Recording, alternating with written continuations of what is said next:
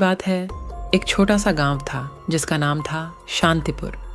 गांव के लोग बहुत ही अच्छे और मिलनसार थे। गांव में कोई भी झगड़ा झंझट नहीं होता था। सब लोग एक दूसरे से प्यार से रहते थे। एक दिन गांव में एक नई लड़की आई थी। उसका नाम था रिया। रिया एक बहुत ही सुंदर और मिलनसार लड़की थी। वह गांव में जल्द ही सभी की पसंदीदा हो गई। एक दिन रिया अपने दोस्त के साथ गांव के बाहर घूमने गई थी। शाम हो चुकी थी और गांव से बाहर का रास्ता सुनसान था। रिया और उसकी दोस्त बातें करते हुए चल रही थीं। तभी उन्हें एक खड़ी हुई स्त्री दिखाई दी। स्त्री बहुत ही सुंदर थी, लेकिन उसके चेहरे पर एक अजीब सी उदासी थी।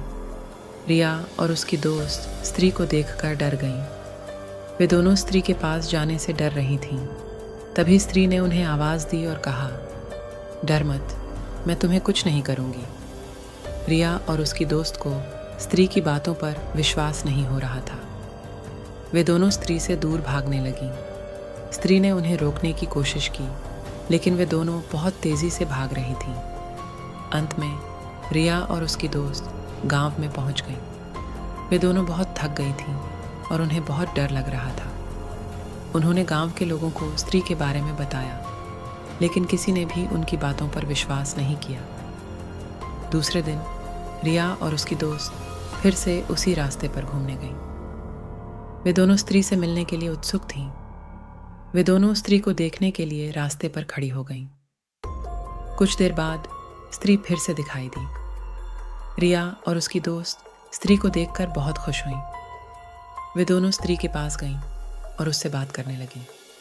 स्त्री ने रिया और उसकी दोस्त को बताया कि उसका नाम सुमन है। वह बहुत पहले इस गांव में रहती थी। वह एक बहुत ही अच्छे परिवार की लड़की थी। सुमन ने बताया कि एक दिन उसके माता पिता की एक दुर्घटना में मृत्यु हो गई थी। वह बहुत अकेली हो गई थी। उसके पास कोई नहीं था। वह बहुत दुखी हो गई थी और उसने आत्महत्या कर ली थी। सुमन ने बताया कि वह अब एक भूत है। वह इस गांव में भटक रही है।